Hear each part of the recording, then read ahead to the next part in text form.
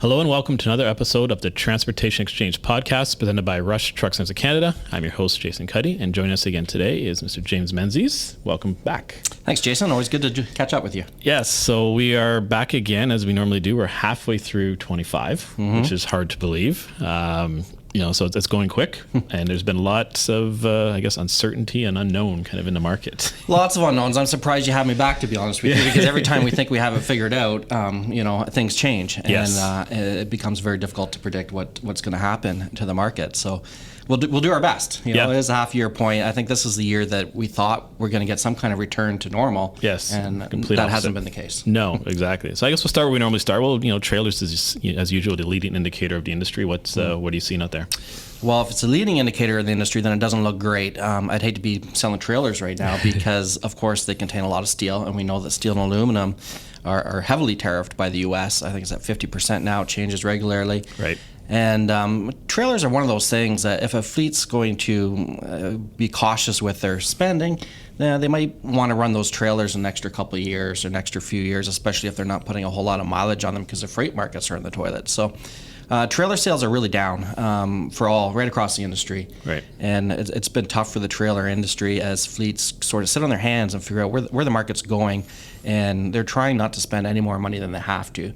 And again, you get to the point with a Class 8 truck where you just have to replace it because it gets so expensive to maintain, whereas trailers, you can sometimes refurbish them or hang on to them a little longer, and I think that's what we're seeing in the marketplace. Yeah, I'd say so. That's kind of the trend, and that definitely ties into what we're seeing, on the retail side of the Class 8 side. It's quiet, I guess the best way to say it. Sure. Yeah, and again, I think for the same reason, there's just, this year was supposed to be the year that the freight markets bounced back, and it was supposed to be a great year for Class A truck manufacturers, of course, because we had these looming emission standards in 2027, and they were going to add a lot of cost to the Class A truck prices, and fleets were going to rush out and refresh their fleet and buy all kinds of trucks before those emission standards came into effect. However, with the new administration in the U.S., while they haven't exactly killed those regulations yet, they're expected to do so, and they said they're going to reassess them. So I think that that eagerness to replenish the fleet before 2027 has kind of evaporated, meaning, again, fleets are sitting on their hands wondering when's the freight volume is going to return. Right. Yeah, and I think a lot of them it's a guessing game. Like I know even from the dealership side, the unfortunate side for us is it's hard to advise the customers because you don't know what's coming next, right? So we thought, okay, there's a potential tariff coming in on the materials, so maybe try and get an order in before that. And then there was the risk of it being tariffed coming across the border. And then if it was made in Mexico and coming into Canada, was it okay versus coming in from US? So there was so much uncertainty that I think, to your point, everyone just kind of put a pause until it could figure out what's actually happening. And we're still in that pause, right? Because, like you said, like steel and aluminum's gone up. So are we going to see another surcharge bump in that? What else is coming down, in the next half of the year? Nobody knows, right? And that's so it's hard for fleets, who replenish, say, on a certain cycle, and especially, as you said, rates are down, to invest into new equipment right now while there's so much uncertainty. Other fleets, have a certain buying power or buying pattern, so they will just obviously procure as they need to, but then that may slow down as too. But the uncertainty part is the hard part to make a proper business decision on what to do with equipment. It is very difficult to understand the impact of these tariffs because a truck, as you know, it's got many different components on it, and those components are manufacturers all around the world. So it really doesn't even matter so much where the truck itself is built. Where are all those individual components that are also being tariffed coming from? Right. So it's very difficult for a buyer right now to get their head around how much more is this going to add to the cost of a new truck. And I think the other part that makes it a bit more challenging versus the COVID time. So COVID, obviously, you couldn't get equipment, but then obviously there's a huge surcharge in all the different costs. So a lot of companies, ran the trucks longer and would just, keep repairing them. Now, same philosophy, but to what you just said, the parts pricing is increased, right? So yes, you're offsetting the potential bump in cost of the new equipment, but in doing so, your running costs of maintaining that has gotten incrementally more expensive just because the parts are with all the different tariffs on all the different parts is rising that cost as well. So it's harder to kind of win that battle than it was say 5 years ago. Sure, and the other big difference between now and COVID is coming out of COVID, there was a freight boom. Right. So those fleets were willing to pay more money, whether it be used trucks or new trucks. They were going to pay whatever it took because they had so much customer demand. That was pent-up demand. We don't have that freight boom right now. In fact, we have the opposite. We've been in the longest lasting freight recession in history. Right. It's in its third year. And we're starting to see a lot of bankruptcies, and maybe that's what has to happen in order to bring more balance back to the market.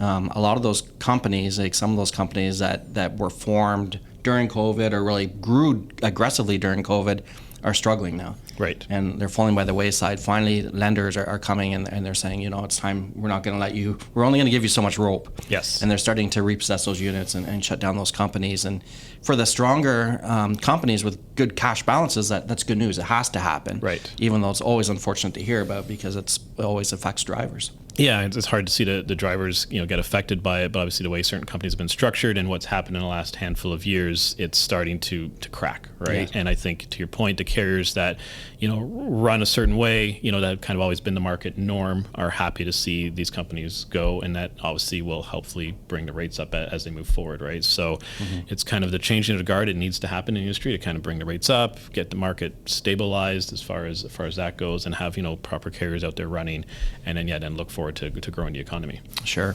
And I mean, the effect that the tariffs have had on freight volumes can't be overstated either, because you see a big boom when the tariffs are announced to get ahead of the tariffs, right. Just get the warehouses stocked. And then when the tariffs are sometimes reversed and taken off, well, now those warehouses are stocked and freight dries up. Yep. Because you don't need that influx of freight coming into the ports and then from there by truck and inland. So my hats are off to any fleet manager right now who can make sense of this and keep their business running efficiently. Yeah. I think for now, most of them are just trying to keep the lights on and trying to get through it. Yeah, it's been the biggest challenge, and I think the medium duty market is usually not as affected as much. I think from our end, it's quiet, but it's some of the smaller trucks seem to still be cycling through that small retail piece where the mom and pop shops. It's a couple of trucks in their fleet. So when those trucks go down, they're replacing them, right? Yeah. Kind of thing. So it's a different purchasing mindset, but so that kind of is separate of what you're seeing on the rate side. But just, yeah, and that's what I see too in terms of the medium duty volumes and order activity. It's not as volatile. Those are business tools, for the landscaper. Yes. He needs a truck to get his equipment, or she needs her truck to get her equipment to the job site. And when that truck breaks down, it needs to be replaced. So it's not a matter of necessarily having trucks that you can park against the fence when things get slow. Right. So, medium duty, I think I would agree with you. It just looks from the stats I've seen that's been steadier. Not strong by any means, but steady. Yeah, I think that's the best way to put it, yeah. We touched on the tariffs and market uncertainty, and what we're seeing, especially on the U.S. side, is I guess old regulations or old rules have become, brought back to life with some enforcement. Maybe touch base on kind of what you're seeing that, creates, again, a bit more uncertainty, not so much in the market as far as rates, but maybe what may affect drivers and certain carriers, running into the U.S. and even some certain states within the U.S. Well, the U.S. is dealing with a big problem right now with Mexican drivers who are operating illegally within the country, committing cabotage. And so they're looking to crack down on that. And one of the ways that they're doing it, and something that has a lot of Canadian fleets really concerned, is they've taken this, they've dusted off a rule that's been around for over 20 years, right, which requires professional truck drivers to be proficient in English. What they've done differently, though, beginning June 25th, actually, is when they're going to start enforcing this. They've rewritten the out-of-service criteria. So now a driver who can't communicate well in English is going to be placed out of service. Gotcha. And that has fleets really concerned, has drivers really concerned, because what's the standard going to be? The FMCSA put out guidance, but it's heavily redacted because they don't want to give away the secrets of how they're going to measure. But will a driver who passes the test with an enforcement officer in upstate New York have the same experience in southern Alabama? We don't know. We don't know how much discretion will be up to the enforcement officer and how we'll assure consistent application of the rule. Right. And when a driver is placed out of service because he's not proficient in English, well, it's not like a headlight that you can replace at the side of the road, or you can't get a bald tire replaced and be on your way. You're stuck. That driver's stuck there. Yeah. He's out of service, or she's out of service. So that's going to cause a lot of concern for fleets, because then they're going to have to send someone else who can speak better English there to rescue the driver, the truck, the load. And, how much teeth is this going to have? How much enthusiasm are the enforcement officers going to have to draw this line in the sand and enforce this? It remains to be seen. Right. And I just think it makes a lot of drivers very nervous, because it's something that they haven't really, even though, you had to speak English previously, it was just a citation. Right. And now there's going to be a series of tests. Apparently the first test will be verbal. Okay. They'll have to be able to correspond with the enforcement officer verbally. Following that, there'll be an oral test. And if the officer is still uncertain, there'll be a sign test where they're going to have to make sense of and read signs, presumably that have quite a bit of text on them. We're not talking about stop signs and yield signs. So I think that, we have a lot of new Canadians as drivers, of course, that don't, English isn't their first language.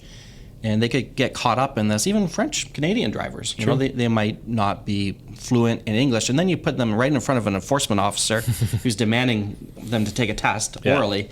No matter how good your English is, you're going to be nervous. Yeah, for sure. So I think that's something that will be interesting to see how it plays out. Maybe it'll be no big deal.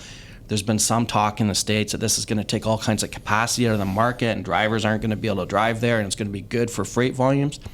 I don't know if that's necessarily true, right? But it'll be interesting to see just how aggressive they are with enforcement of this. Yeah, it's something new and different that, like you said, it's been on the books for years, but it's, basically the switch has been turned on, and the hard part will be the discretion, right? Because it's left up to the enforcement officer, and so that's the hard one where you want to have like some sort of baseline. Obviously, everyone kind of would know the baseline because it's written, but how much is enforced will be the tricky part. Yeah. So.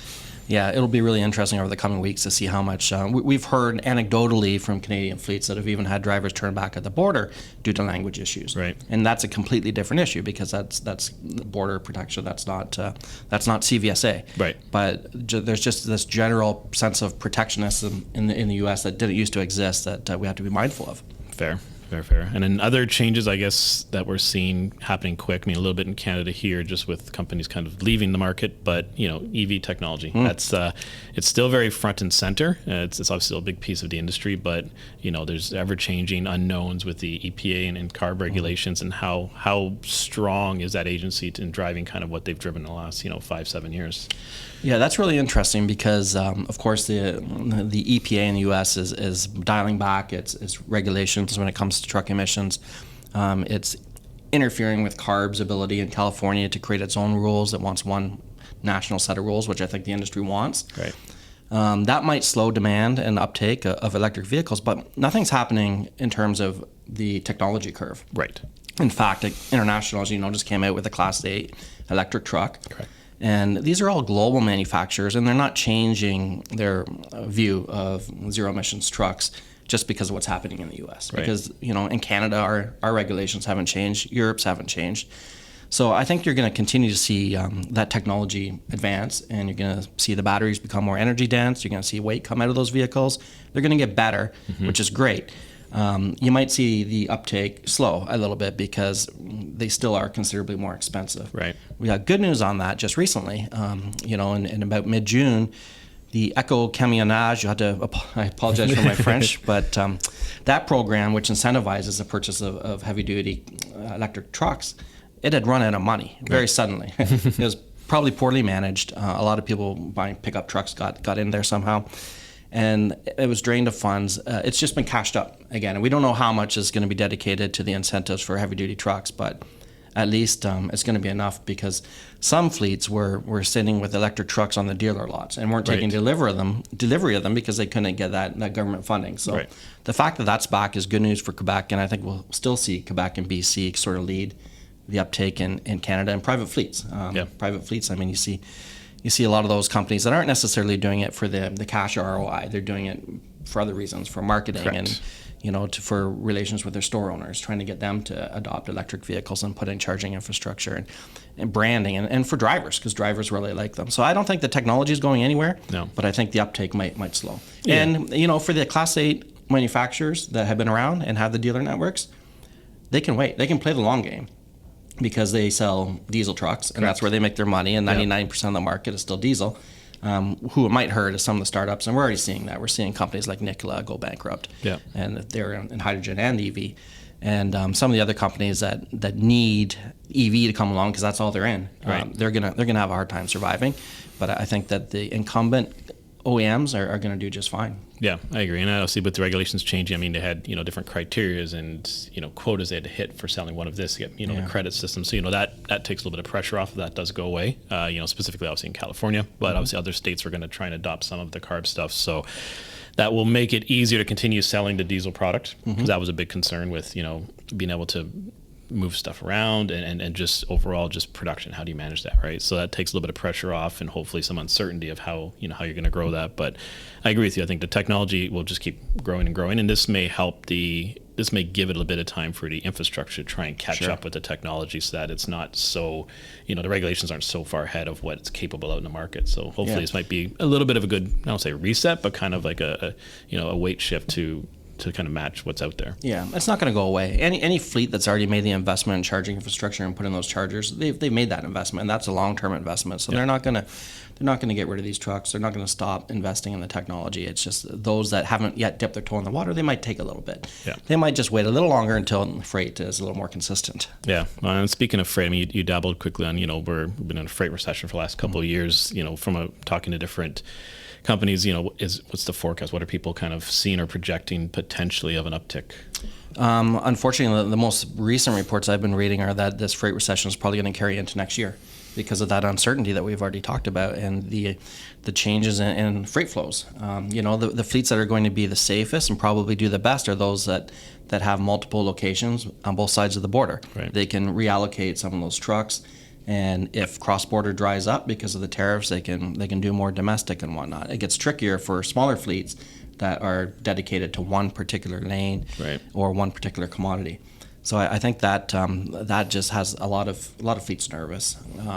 Nobody is calling for a freight boom right now. In fact, there's just so much uncertainty and so much nervousness in the market that most forecasters that I watch are saying, okay, this freight recession is probably going to go into 2026 now. Right. And this, again, as we said earlier, this was a year that was supposed to normalize. Yes.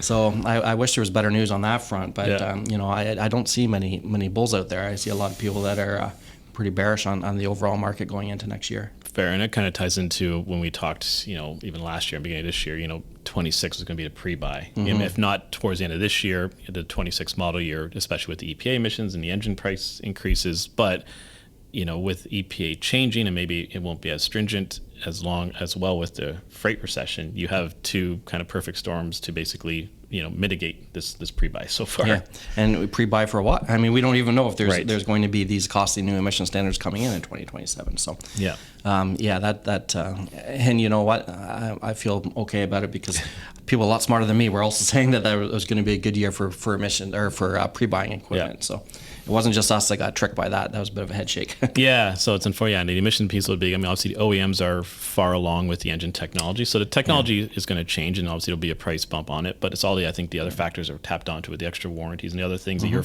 being forced to take in 27 that you didn't have to right now. That may go away, which, hopefully for the fleets, as it does get introduced, if it does, at least it's not this huge, massive spike in cost, right? It'll be kind of, just slight increments, which would be much better to absorb. Yeah, I mean, I feel for the OEMs. They've already invested millions of dollars, if not billions of dollars, to reach those targets because you don't just flick a switch. No. When there's a new emissions regulation in 2027, you spend years getting ready for it, and they've done that. They've done the work. They've made the investments. Now, how do they recoup those investments if there's not that increased sticker price? Right.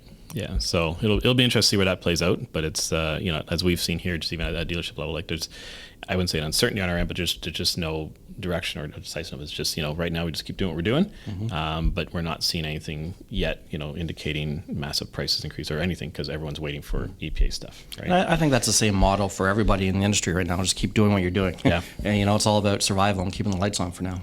Fair. All right. So then the $1 million question is what does the rest of 25 look like? Well, dare we even hazard a guess? Yeah. A lot of it is going to be dictated by the U.S. government and their policies on trade. Right. And you can't really make sense of it. It changes so quickly. Yeah. And we have a new government in Canada too, which is sort of put a reset on relations with the U.S. True. So it's very difficult to predict. I mean, the tariffs right now, the most damaging ones are on steel and aluminum, and if you're a steel and aluminum hauler, like that's a death sentence. Yeah. But they could be lifted tomorrow. So it's very difficult to hazard a guess. As I said before, most forecasters are not predicting any big freight recovery this year, so that's probably going to have to wait. But will another shoe drop? I mean, I guess that's the bigger concern. Yep. Will tariffs be extended to other products that aren't currently being taxed at the border? So it's what do you think? I think the best answer is we don't know. Yeah, I think we have to go with that because it's just it's unpredictable right now. And in 24 years of covering the industry, I've never seen it so unpredictable. Yeah. Yeah, and it's just unknown what happens, between the different trade regulations and everything. So as those get hammered out, now give some clarity and get some agreements in place, and hopefully that'll give some certainty to the market and to the pricing, and then to the rates, and then to the equipment, and it'll start to trickle through. So you need the market to kind of just settle and have some certainty, and then people can then make proper business decisions at that point. And there could be some good that comes with this. Now, there's been a lot of talk. We've been talking in trucking for years now about the need to improve or get rid of interprovincial trade barriers, right, and improve trade from province to province. Finally, that's being given some attention. Yeah. And that could really help trucking, because trucking is one of those industries where there's 10 different sets of rules if you're to go to coast, right? And if we can eliminate some of those trade barriers within Canada, that'll help on the domestic front. And finally, for the first time, it seems like they're serious about addressing that. Yeah, it seems to be. I mean, the different provinces have been talking and kind of making some agreements between themselves, but it might help from a national, footprint to actually have that in place. So, yeah, if there's any good that comes out of all this chaos, that hopefully will strengthen the Canadian economy, and for the carriers that do run across the country, maybe this is a boom for them potentially as we move forward. And we've also talked in the past about how resilient the industry is. That's the one thing that's remarkable about trucking. It's resilient. It's been through challenges before. The Great Recession of 08, 09, COVID. They always survive. They always find a way. And I'm sure this time they will as well. I agree. Yeah, it'll keep on trucking. Yeah. So anyway, thank you for joining us again today. My and pleasure. providing us the a look of where we are so far and potentially where we're going. The great unknown, but it's always good to get to know everything. See you in 6 months. Yes, for sure. All right. Well, that concludes today's episode. To catch past episodes, please check out transportationexchangepodcast.ca. Until next time, thanks for watching.